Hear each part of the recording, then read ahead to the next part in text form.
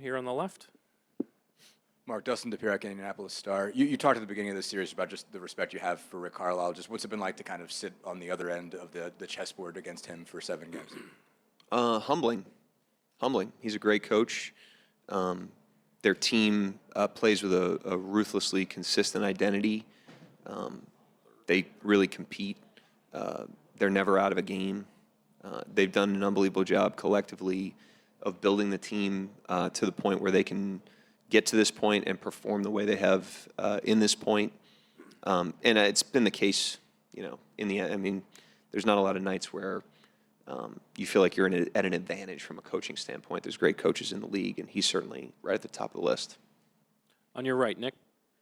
Mark, you often talk about simplicity in your message and tactics. How key for you is it tomorrow that your guys are playing instinctually and not thinking here in a Game 7? Critical. I think that's the deal. Is you want to be prepared.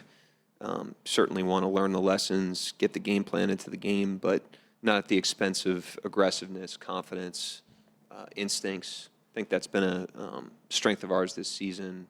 We certainly need to lean on that. We got to understand the work's done, and we got to trust that work. The muscle's built. We got to flex that muscle. That's what tomorrow will come down to for us. Straight ahead, Barry. Barry Trammell, Tulsa World. Mark, we talk about Game 7 pressure on players. How much pressure is there on coaches in general, you in particular, to make the right scheme adjustments, direct the right rotations, those kinds of things?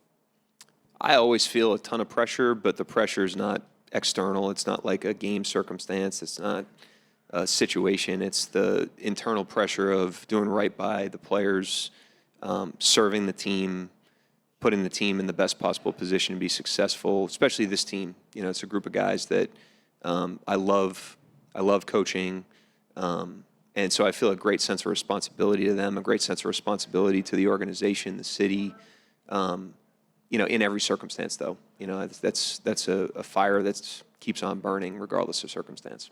Chris, on your right up front. Mark, Chris Maddox, Sports Illustrated. There are a lot of statistics that explain the outcomes of the games in this series, but to follow up on something Nick asked, the intangibles seem to have had an impact on everyone. The effort plays, playing with force, imposing your will.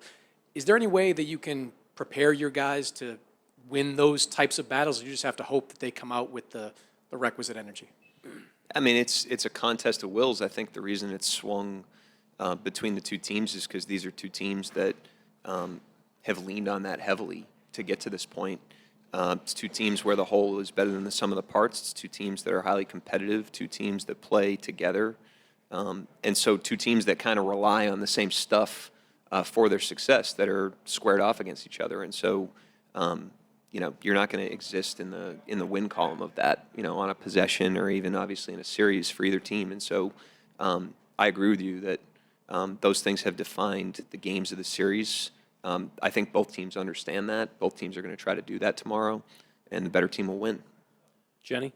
Hey, Mark. Jenny Carlson with the Oklahoman. I know you're acutely focused on what happens between the lines tomorrow, but Game 7s obviously have a lore in sports, and you've long told us your sports history, you're a sports fan of many things. Kind of put us inside being involved in a Game 7 in a championship series, just your appreciation for that. It's a privilege. It's a privilege for everybody that gets to participate. It's an unbelievable thing and an unbelievable experience. And both teams have earned the opportunity to experience that. And so we're going to enjoy it. We're going to throw our best punch, go out there and be who we are. But it's a privilege to play in a Game 7 of the NBA Finals. I mean, no one's skipping that in this whole thing. But, once the ball goes up in the air, the game is still going to come down to the same things. And we've got to be able to focus on that despite the fact that we're grateful for the opportunity. Tim on the right, third row. Tim Reynolds, AP. Mark, for a team that obviously plays very physical on the defensive end, you guys aren't afraid to foul. You don't go over the line either. You've got almost no techs all year. Shai got one for waving a towel in support of a teammate making his first basket. And it was rescinded. And it was rescinded. Yeah, for the record. Is it an organizational taproot, like we are just not going to get technical fouls, or is that just the way these guys are, that they're just not privy to going over that line?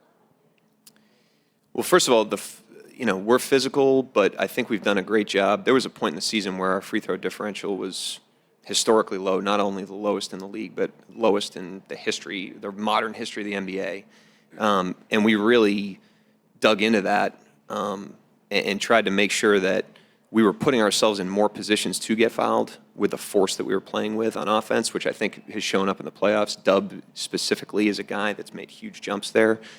And then defensively, understanding legal and illegal physicality. We don't want to take illegal fouls. I want to be very clear on that. We want to play physically, but we want to play legal and not put our opponents on the line or in the bonus. As far as the technicals, we just try to. And it's not a thing we talk openly about. First of all, I respect the officials. I think our team respects the officials. We understand that that's an imperfect job. It's not going to be perfect. They're trying to get it right. And then we really try to just focus on what we can control, not because of anything other than that's the best pathway to play your best and that's the best pathway to win. And so we have hopefully a culture of focusing on what we can control and blocking everything else out. And, Jenny mentioned Game 7s and the lore of that. The outcome of the game and the context of the game is outside of our control. In between the lines is inside our control. And the referees is in that category too. We can't control how they call the game and what they put a whistle on and what they don't. We can control a lot of other things in the game, and that's what we need to focus on. We have time for Michael and John. Michael Grange from Sportsnet in Toronto. There's not many guys on either side that have kind of played statistically to their season averages. I think obviously just the quality of the defense being played. But one guy is Pascal Siakam. Are you okay with that? And, is there any reason why he's been able to play to kind of his level? And do you need to get him off that if you're going to win Sunday? I think it's all play. He's had some quiet games in the series, as all great players do in a playoff series, because you're playing against a great team. The deeper you go, the better the competition tends to be.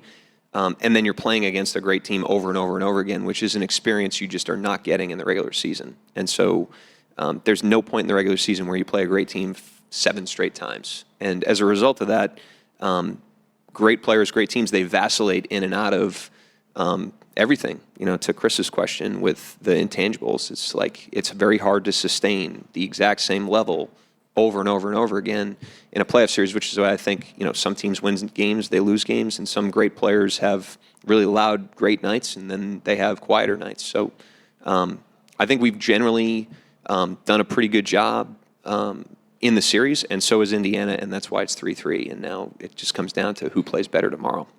John, last one, fourth row towards the middle. Coach, why do you think that the much bigger difference between your wins and losses in this series has been on your offensive end of the floor, and not just shooting, but also turnovers, offensive rebounding, free throws? Yeah, I think, I'm not pointing out anything that's not obvious. Our defense has been more consistent in these playoffs, especially than our offense has. I think generally offense is harder in the playoffs for everybody. The same is true for Indiana in this series. Their offense is not where it was in the regular season or even earlier in the playoffs. I think it's just harder to score when you play a team over and over and over again. We've got to continue to try to find solutions with what they're doing. We've done a good job of that. We were not great with that in Game 6, but we have another opportunity to do that tomorrow, and that's what we got to do if we want to win the game. Thanks, Coach. Yep, Shai thanks. will be right up. Jay, why do you think home court advantages mattered so much to you guys during these playoffs? The crowd is amazing. You're ultimately in your complete comfort zone. The flow of the day doesn't change. You're in your own bed. You have shoot around at your building. You eat your pregame meal from your chef or your whoever. So it's just it's very comfortable. The whole flow to the day, and then the crowds behind you, they give you energy, whether you're up or down or whatever's going on in the night. So it's it's an advantage. It's fun for sure. Joel on the right. Joel Lorenzi with the Oklahoma. Shay, I know this thing is sort of arbitrary, but people's definition of, adversity or their barometer for it has been having to lose over and over in the playoffs. I mean, Boston is probably a prime example of how often they went so close to the finals and lost. I wonder how you view your team's adversity and, comparatively, why you think the adversity you've been through is maybe enough to get over the hump. Yeah, I try not to compare as much as I can. Everybody's going through something. Everybody goes through a hurdle in life or in a career or in a season, like whatever it looks like. And everybody reacts and responds and feels different to them. So I try my best not to compare. But I think this group has done a really good job of learning the lessons through its adversity. And I think it's why we've gotten here, because we've taken them and gotten better from them and gotten better on the other side of them. And if we want to achieve our dream, we'll have to continue to do the same thing. Chris up front. Shai, Chris Mannix, Sports Illustrated. There's a lot of statistics that explain the outcomes of the games in this series, but a lot of it has come down to the intangibles, playing with force, imposing your will. How do you make sure that your team wins those battles, that you come out with the right kind of energy, the right kind of effort in Game 7? It has to be an emphasis, has to be at the top of our mind. It has to be all we care about. And above all, we just have to want to do it. We just have to have a sense of urgency in that part of the game. Jenny? Shai, Jenny Carlson with the Oklahoman. You clearly have a great perspective on history of basketball in the league and just things that you've said over time. There's not been many Game 7s in the NBA Finals. I'm wondering, as you approach that, what that means for you personally to find yourself in a Game 7 in the Finals. It's a really good opportunity,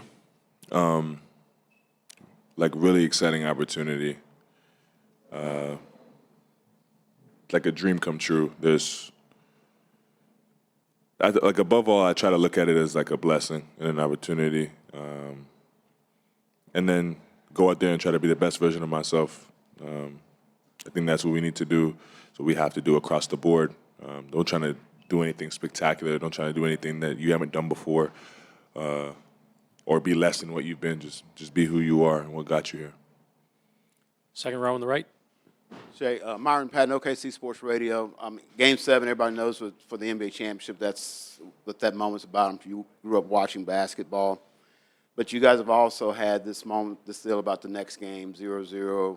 How do you not let the moment overwhelm you, but at the same time kind of having that neutral that you guys have talked about all season? How do you balance both of those? Yeah, I think through our experiences throughout the whole season and in the postseason,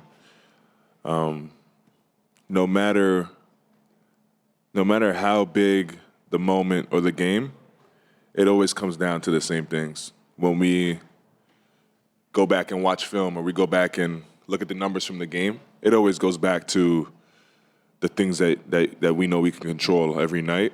And when we do those things, we look like a pretty good team. And when we don't do those things, we look like a bad team. And I think learning that and understanding that throughout the season and the postseason is going to help us tomorrow. Over here on the left.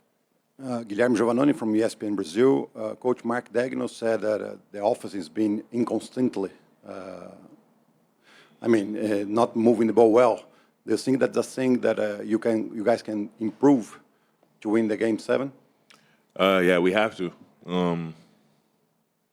We have to improve on both ends of the floor if we want to win tomorrow. But yeah, we obviously have to get better offensively. Last game clearly was not good enough and not going to cut it, and we know that. And yeah, we watch film for those type of things. You have games like that. Now it sucks to have it at that stage, obviously, but yeah, we know we have to be better for sure. Standing on the right. Shai, Minor Castillo desde la cancha. Everybody knows what you're going to do. Take a couple of dribblers, create space, and take the meeting.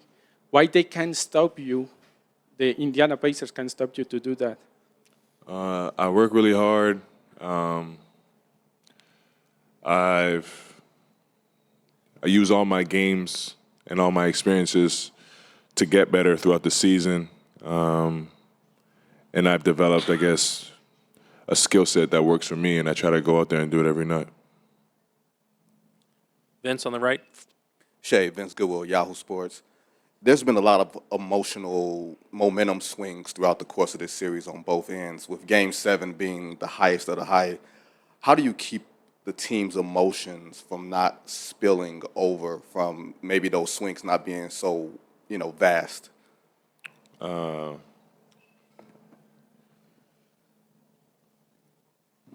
We do a really good job of like plugging out of our emotions and viewing the game and the opportunity the right way. So I honestly don't feel like I have to do too much with this group. They do a really good job of putting the team first above their individual emotions or goals or whatever it may be, and getting done what needs to get done. And I think that's why we've gotten here. So I don't think I have to do anything special because of the stage. We just have to be who we've been all year and use the muscles that we've trained all year.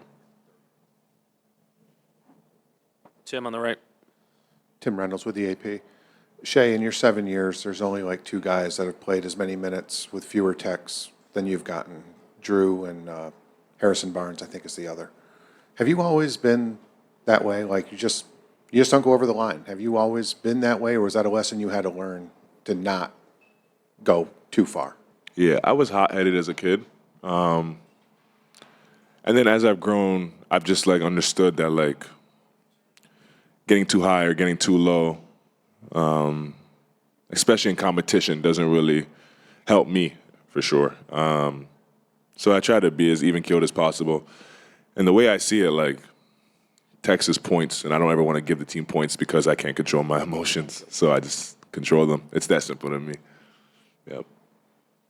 Dustin, last one here on the left. Shea Dustin DePirac, Indianapolis Star. I know you've been asked about this matchup a few times in this series, but just what has it been like going up against somebody that you know as well as you do in Andrew Nembhard, and what have you sort of learned about him as a defender over the course of this that you didn't know already from all the times that you had played against him? Yeah, it's been really fun. I haven't learned anything new. I have known how good of a player he was and defender he was playing with them for all these years. And tomorrow should be even more fun for sure. Thank you, Shai. Yep. Jalen right in the front on third row. Hey, Jalen, Michael Grange from Rogers Sportsnet in Toronto. You've matched up a little bit with Pascal Siakam off and on through this series. What makes him a tough cover? What have you kind of come to appreciate that maybe you didn't know from this kind of repeated exposure? I wouldn't say I learned anything new except when you don't guard somebody all season, you kind of figure things out. But he's physical, he's skilled. When you put those two things together, it's hard to deal with for sure. And I think the biggest thing for me was he was taller than I thought coming into the NBA, I guess. That's not really a shock now, but just like that, when you're tall, physical, and obviously when you've been through this finals process a couple times, just the playoffs of your career, you get better, and a lot of moments don't really rattle you. So he's been a tough cover, but it's been really fun to go up against him every game and, kind of have that battle. Barry? Yeah, Barry Trammell, Tulsa World. Coming in, everybody often talked about lack of deep playoff experience by you guys, but the biggest mismatch in experience is on the coaching bench with Carlisle versus Mark. How do you feel like he's held up? What have you liked during this playoff run that you've seen from him? And how much pressure is on him to coach well in a Game 7? I have very mixed thoughts about this question. I don't ever worry about Mark not being prepared for a moment. The way he attacks basketball from a coaching standpoint is the same way I approach basketball, which is why we have a lot of respect for each other. So I'm not too worried about the experience there. Obviously, Rick is another great, probably Hall of Fame coach. So I think Mark's also getting better coaching against him the same way we would as we get deeper into this run. And I feel just from a playoffs, lack of deep finals experience, we were probably about as deep into the finals as you can get, a Game 7. So I'm never worried about Mark and what's going on with him. And at the end of the day, Mark is not going to have to make shots on Sunday. So it's more about how we can carry out his game plan and do that. Jenny? Hey, Jalen, Jenny Carlson with the Oklahoman. You guys played a Game 7 a month ago against Denver, and you told us afterwards you didn't sleep very much the night before. But I'm wondering, what did you learn from that Game 7 experience? So many of you don't have Game 7 experiences. I know this is a whole other level, but what did you learn from that, and what do you hope translates tomorrow? Try and go to bed a little earlier. The other part too is just like you can't really the swings of a game. I feel like in a Game 7 feel so much louder than they do in any other game, except maybe apart from like an elimination game. I feel like tomorrow they'll feel a little different too, just because obviously it's the last game of the season. This is for the championship. So I think it's just what Game 7 taught me for Denver is just like the swings. Like 3 feels like you're down 10. You know what I mean? 1 feels like you're down 5. Like that's just like the swing of the game, and what's going on feels much larger. So it's just kind of about like honing in your emotion and like understanding the state of the game is big for Game 7. Fourth row on the right, Vince. Jalen, Vince Goodwill, Yahoo Sports. I think the last time the NBA had a Game 7 in the finals, you might have been 14 years old, 15 years old in 2016. Being in your third year, I'm sure there's so many more experiences you have yet to experience, but can you appreciate like that this is going down in history, that win or lose, you're a part of NBA lore? I think there's only been 5 Game 7s in the past 35 years. Yeah, it sucks. I probably can't appreciate it until I get the outcome I want. So it's cool though. Somewhere down the line, win or lose, it'll be cool to have your name etched in history, regardless of what's going on. So I think that's cool. But right now, like it's very difficult to look into that. But I'm also grateful for the opportunity. That's one thing I can say is like throughout the whole entire thing, you always have to like remain grateful for where you are, because there's a lot of NBA players that'll trade their spot with me right now. So that's how I look at it. But as far as like being in history, like I want to be on the good side of that for sure. Nick, on the right. Mark talks a lot about trying to keep things straightforward and simple so that you're not, as a team, you guys aren't thinking out there, you're playing instinctually and with great force. Can you maybe take me inside a little bit about how you guys have gone about that over time, and obviously need to have that again tomorrow? Yeah, over time we've had a good process about it. We've had some slippage. You're trying to get back to that, but tomorrow it's kind of like a do or die situation, so I don't doubt that we won't have that. But I think we've done a good job just building the muscle. We've talked about that all year. In those games that people don't think matter, when you're playing late December, on a Tuesday night, and you're not even on TV, like those games, the ones where you can really build a habit there. I think we've done a good job of that all year, and we'll have to do it one more time. Second row on the right. Hey, Jalen, draftados from Spain. As Vincent said, you were like 15 years old when the last Game 7 of the finals was played. I was just wondering, what do you remember from those games, if you do? And what you remember from those games gets you excited about playing tomorrow? Who was in the finals then? Cavs Warriors. Bro, I don't even remember that, to be honest. Like, 15, I was probably like an AAU tournament or something playing. I remember, like, the biggest thing from the finals is, like, I remember a lot of the stuff surrounding it. Like, I don't remember the actual games. When you're 15, like, I feel like you miss a lot of, like, what's going on. Like, you're more worried about, like, your favorite player. Like, Kobe wasn't playing, so I didn't really care. But I just remember, like, the buzz and just, like, everybody kind of choosing a side, which is why I think it's really cool that I've had this experience like Oklahoma, where you're driving down the city and there's paintings of Thunder Up, and, like, I'm walking to, like, Target and there's people face painted, and the game's not even today, and, like, you can see the bars are full every game, and we're packing out the stadium while we're not here. Like, that's a lot of the stuff that I'll really remember. That's a lot of the stuff I remember, like, during that run, like during that finals time. Left side, towards the center. Go ahead. Michael Martin, Let's Talk Thunder. Dub, I'd imagine that sort of through the course of your career, when you had that growth spurt, you had to adjust your game to that. And then again in the NBA, once you sort of put on all that muscle to your frame. Wanted to ask, is this the best you felt in terms of like the balance of your actual basketball game and your physique that you've had? My physique for sure. Basketball-wise, yeah. I think I just feel myself getting better throughout, like, the finals and just, like, throughout the year, which is always, like, a good feeling. Even when I like struggled, like there's been like for me at least, there's been a lot of like positivity behind like how I've been struggling and like when that was. So I just think throughout the year I've just gotten way better. But physically, yeah, I feel really good. Just kind of lets me know like what I did last summer to get my body in shape for this, and what I've been able to do to maintain it throughout the year has been a big one. So I've been good at that. Tim, last question here on the left. Deb, you mentioned the face painting fans and all that kind of stuff. You've compared it to like a high school football powerhouse type of feel. Well, what's the feeling like when the like Game 7 starting the last time you had one here, just with the crowd and the atmosphere, and what do you anticipate for tomorrow? It makes like the hair on your arms stand up a little bit. Like it's so like you're like anxious going into it. It's honestly like it's a little like indescribable because it's like I haven't, and it's hard to give like a good answer because this Game 7 is going to be completely different from the last one we played in. But from like a fan perspective, I can't imagine it won't be anything short of like incredibly loud. Obviously, they're going to be anxious too. Like we're very close to, finishing the job, but very close doesn't get you far unless you finish it. But I am excited just to see like how much the city shows out and like. I don't know. Paycom will obviously have a very different energy than it's probably ever had, so I'm excited for that. Thanks, Jalen. Cool. Take first question over here on the right side.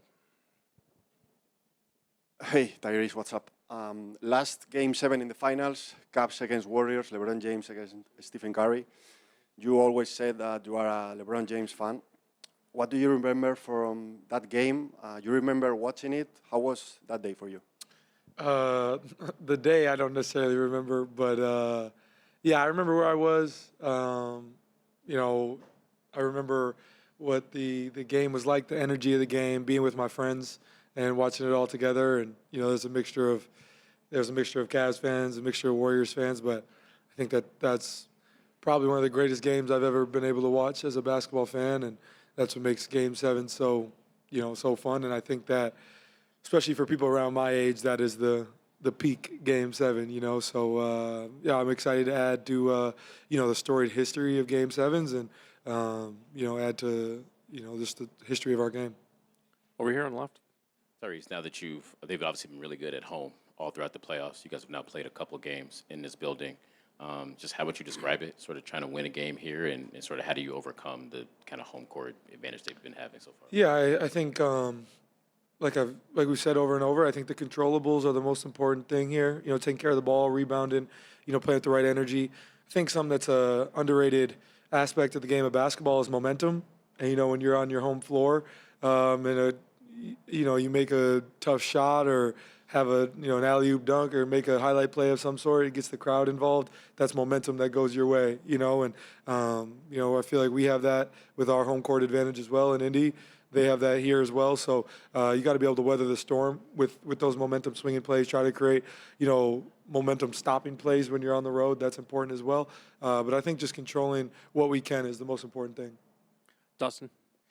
Tyrese, just how did you come out of Game 7 physically, basically, and what have you had to do over the last 2-3 days since to kind of maintain the conditioning with the calf?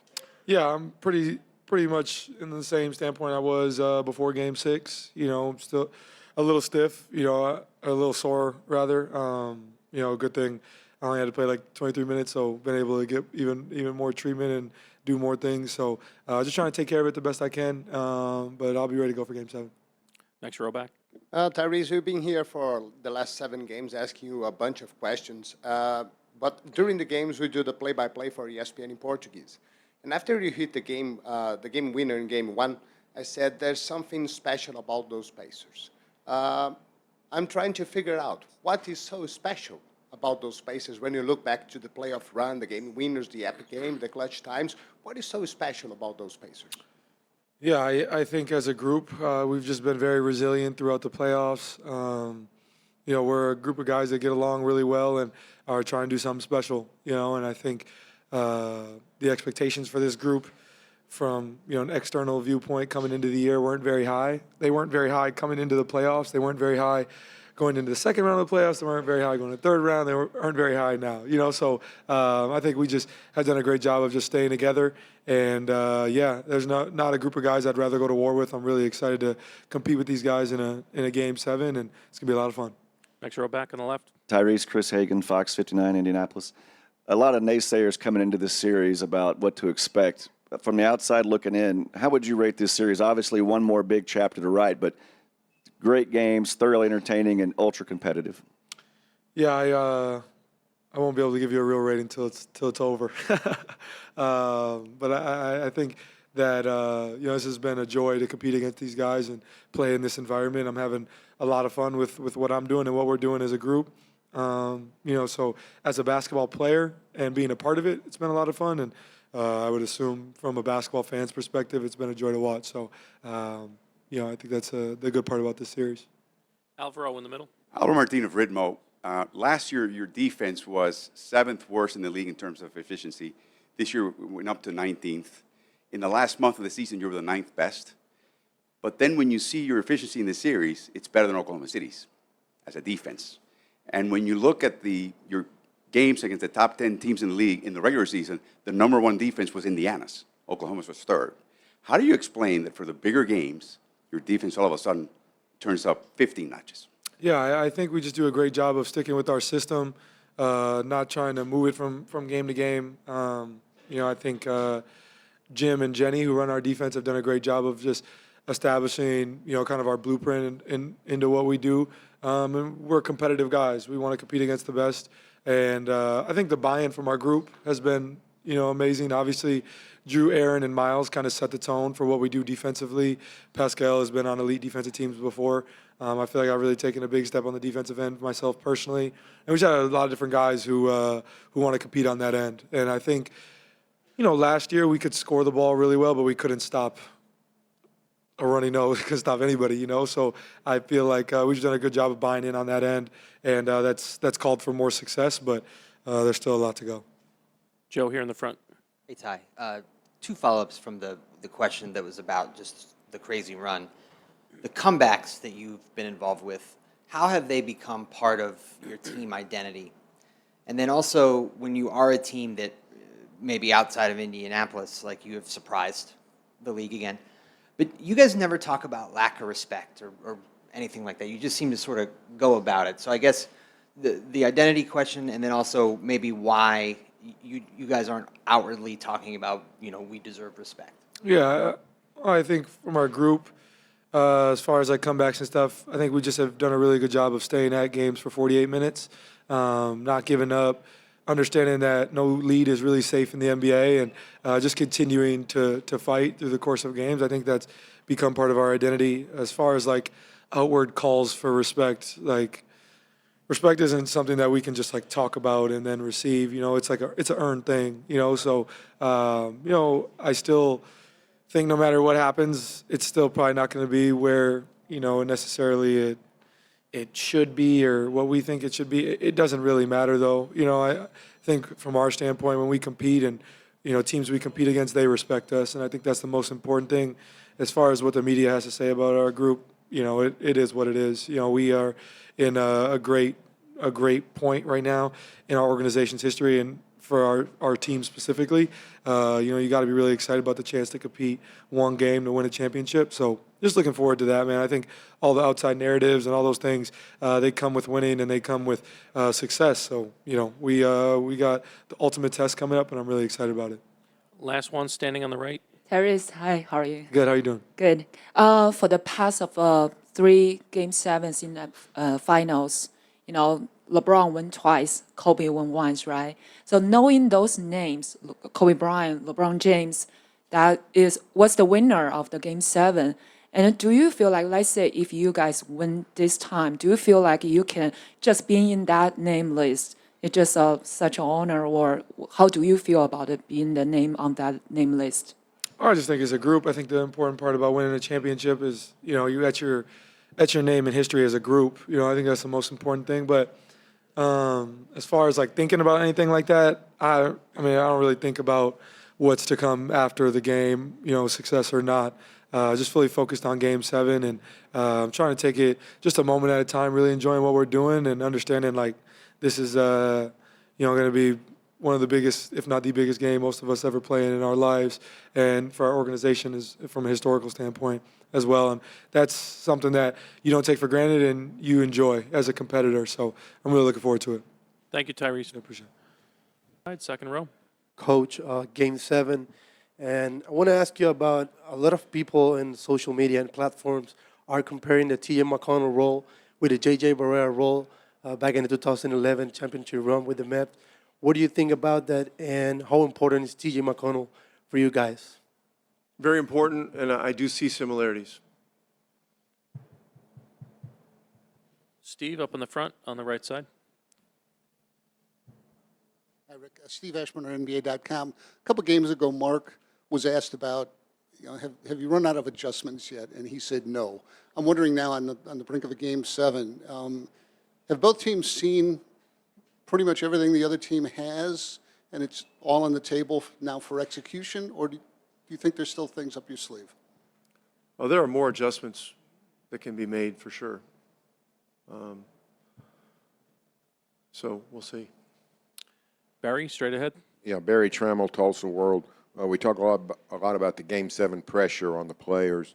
You feel any pressure as a coach to coach any different or make better decisions, or how do you approach, and what kind of an advantage is your experience over Daigneault in a Game 7? I love pressure. I mean, as you go on in your competitive life in sport, what you learn is that these moments are rare, and trying to duplicate this kind of situation is something that you look to do in everyday life, and it's not easy to do that. It's not easy to do that. So I'm very much looking forward to Game 7. These are the last time we've had one of these in the finals, I think, was 16. I've seen some things about that. And these are special moments for certainly for both teams, but for our league, for the game, for the worldwide interest in the game. And so, it's a time to celebrate. Fourth row on the left over here. Rick over here. Before the series, you talked about how you expected a very exciting series, and here we are, 3 games apiece, a differential of just 7 points. Has it gone the way you expected as far as that excitement level, and is it something that you saw that a lot of others perhaps didn't see in this series? I mean, you never know how it's going to go.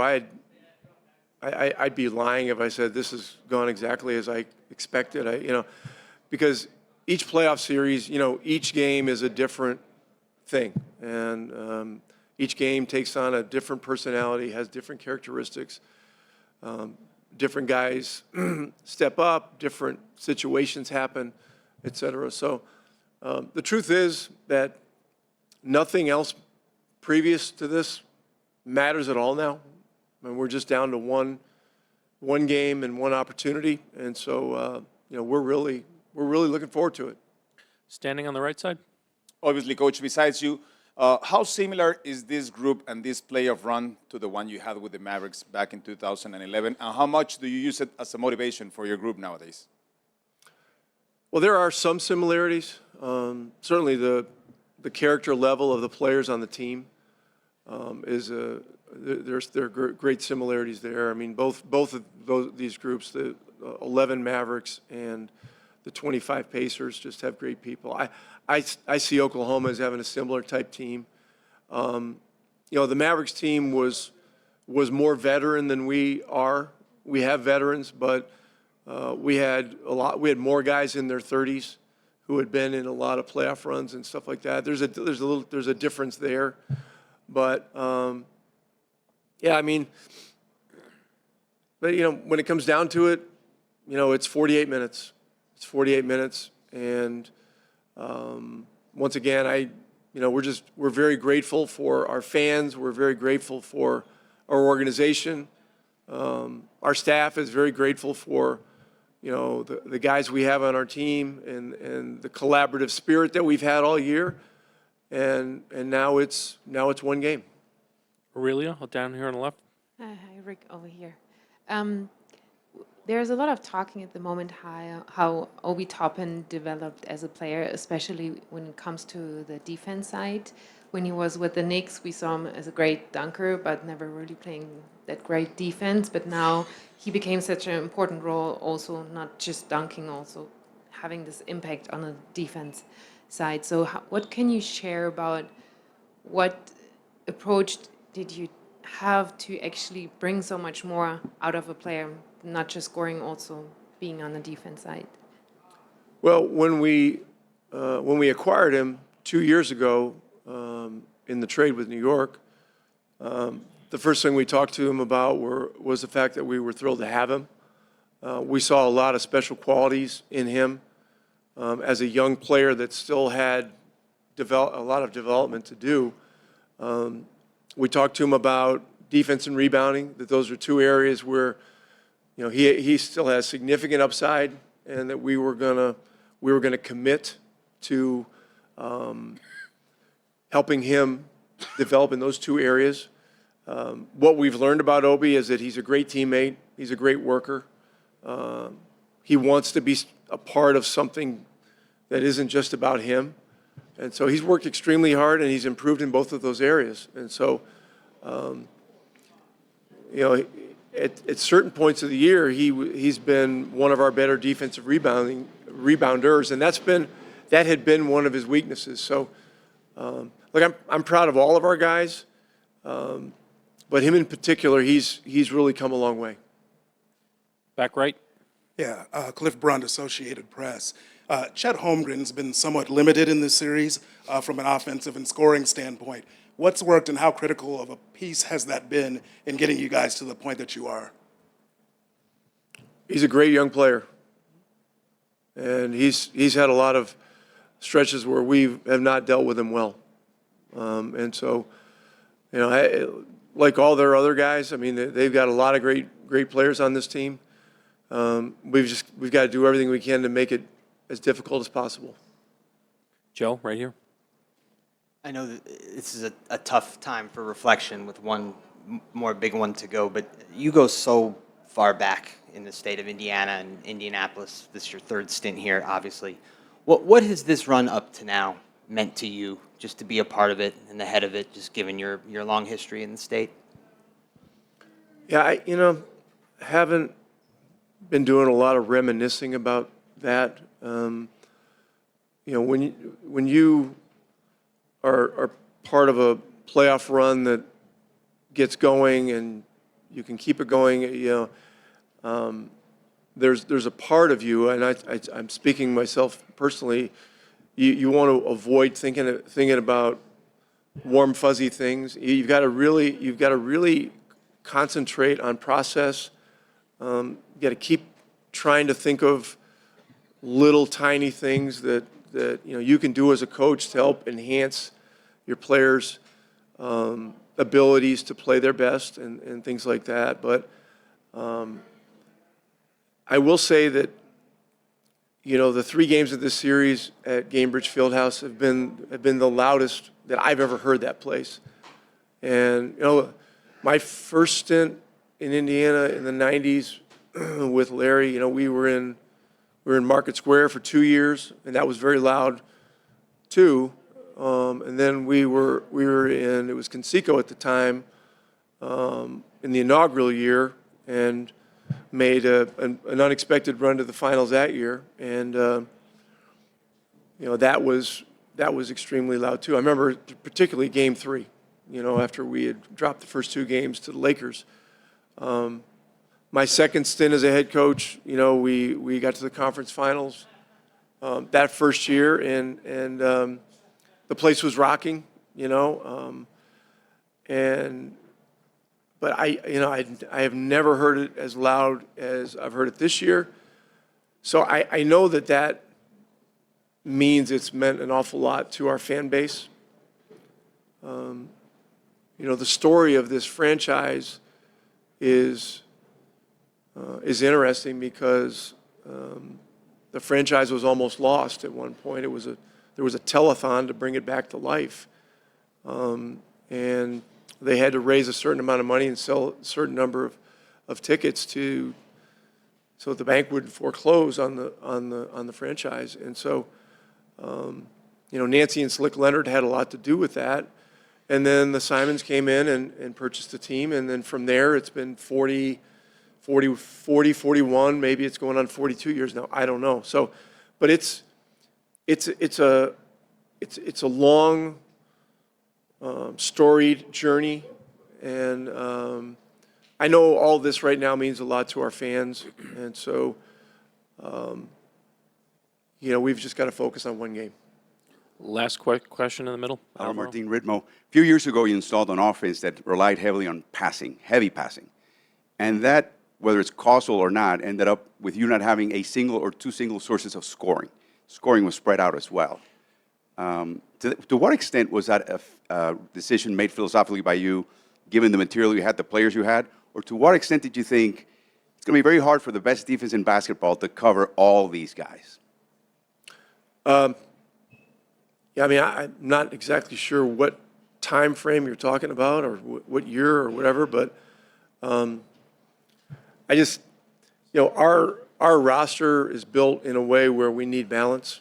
When we traded for Tyrese, it was pretty clear that we needed to play with tempo. And so Kevin Pritchard and Chad Buchanan have built a roster with guys that can run and defend around him.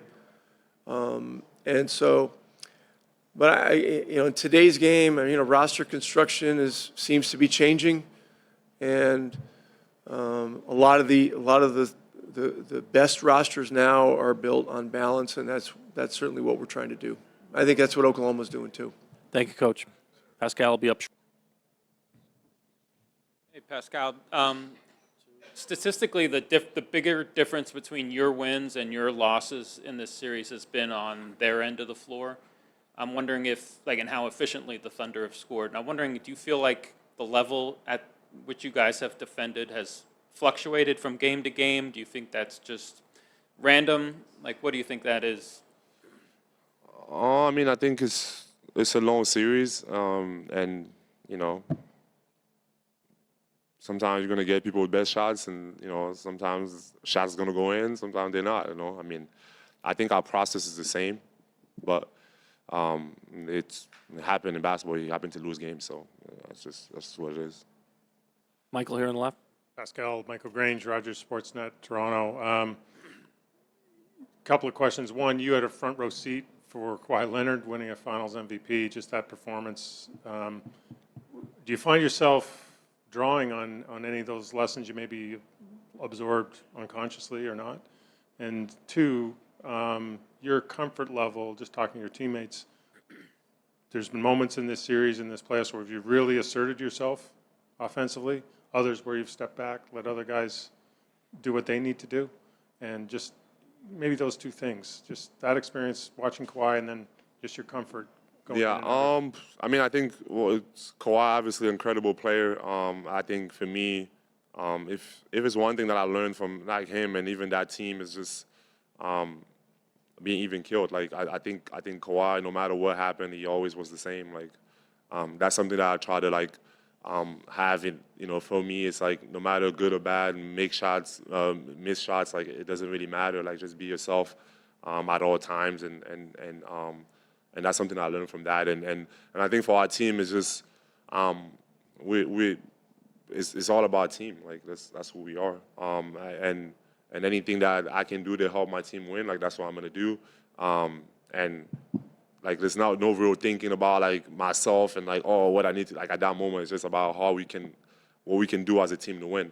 And sometimes it's defending, sometimes it's getting a rebound, sometimes it's getting a steal, sometimes it's scoring. So whatever I need to do to help my team win, that's what I'm going to do. Straight ahead, Barry. Barry Trammell, Tulsa World. You're playing for a coach that's won over 1,000 games, won a ton of playoff games, won an NBA championship. What has his experience done for you guys, especially in these finals? Yeah, he's been definitely a calming presence. Again, his communication like you said, he has the experience. He does a good job of preparing us for games. Not only just like in terms of game plan, but mentally, and like, you know, he's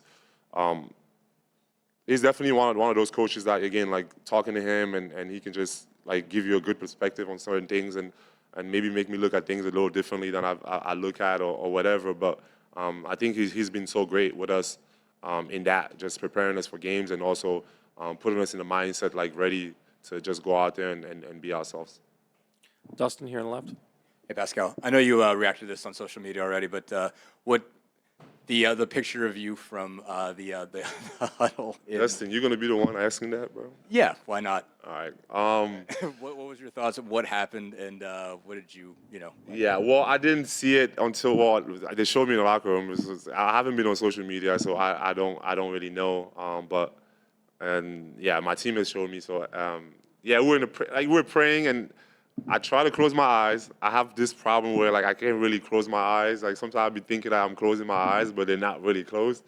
And even just like having conversations, sometimes I would like look up, and it's like it feels like I'm thinking, and my eyes just go up. But yeah, it's definitely just something natural. Usually I try to do this so I could make sure I close my eyes. But that time I didn't, and it got caught on camera. But I mean, I'm glad people are enjoying it and having fun with it or whatever. But yeah, it's just literally I was praying and I was trying to close my eyes, and I'm thinking in my head my eyes are closed, but clearly they weren't closed. So yeah, that's just all it is really. I gotta again. Like my agent told me one time I'm doing the national anthem that like he saw that, and I was like, oh man, like I gotta make sure I close my eyes, like because those are the moments where I usually pray. So it's like when I do that, I'm thinking I'm closing my eyes, but I'm not. So yeah, I gotta do better. I gotta start doing this. Like I'll put my head down, like y'all can't look at me no more. And the camera, all this, the NBA with all these cameras too, like it's too much, man. Get the cameras away from us, man. Couple of rows back towards the center. Pascal, Milan from Weibo, China. It's a long series, and you play against a great team for 7 consecutive games. And you won the championship before, and then you are an all-star. And at this level, it seems like your maturity has come to another level. How would you describe your personal growth like throughout the series and the playoffs? Like how to describe what? Sorry, just it. Sorry. Maturity. Okay. I mean, I think I just from experience, from being in these situations before, I think just trying to pour from all the experiences in my life and knowing that this is an amazing opportunity and like we are at the biggest stage, not taking it for granted, and also just like knowing like how hard it is to get here. And I think for me, just the fact that I can appreciate that makes me just go out there, not get too down on myself when things are going wrong, and not getting too excited when things are going well. Just understanding that this is the game. It's basketball, but it's also life. And sometimes you have good games, sometimes you have bad games. And I think just that whole understanding for me, like, just makes me relax and go out there and just do my job. Because at the end of the day, that's what it is. We're playing basketball, and obviously, all the other things make it like look bigger than what it is. But it's just ball. Last question, Aurelia on the left. Hi, Pascal. How are you? Right. We love talking about, especially LeBron also loves to talk about, he brought the first championship to the Cavs. And you were someone who brought the first championship to Toronto, and now maybe the second time to the Pacers. And we don't really give them as appreciation. We just heard the question before. Sometimes it's Kawhi, now it's also Haliburton. Of course, you're a team, but how much we should give you more flowers and talk about what you actually do to a team, that you are someone who's maybe now the 2-time guy bringing a championship to teams who never had a championship before. Well, first, I appreciate that. Thank you. But I think for me, like, again, I really don't look at it that way. I just feel like I'm in a position where I am today, man. Like from someone, like from where I'm from, like to get here, it's pretty crazy. Like, so for me, like I feel like I've already achieved like everything. You know what I mean? Like just because of like I'm here now, and like nobody could really see this path for me, and except God, and like I'm here now, and to me it's just like about going out there every single day, putting the work in, and just trusting God and just giving everything that I have on the floor for my team, for myself, for my family, like my dad watching me, like and just hoping that he's proud of me and everything that I've accomplished, and having his name like everywhere, like that. To me, like that's what's more important, like, and all the other things, like when I'm done, like I look at it and then be like, oh man, like I did this and it was great, but like for me right now it's just like about the journey, and going out there, continue to do my job and doing everything that I can, and I would say that like I'm not supposed to be here, like a kid like from where I'm from, not supposed to be here. So I'm just so blessed, and again, it might be cliche, but like I just don't really care about all that. I just care about going out there and do my job, and maybe one day I get the recognition, and it will be great then. But right now I'm still writing that story, so like I'm just focused on that. Thank you, Pascal. Thanks, everybody.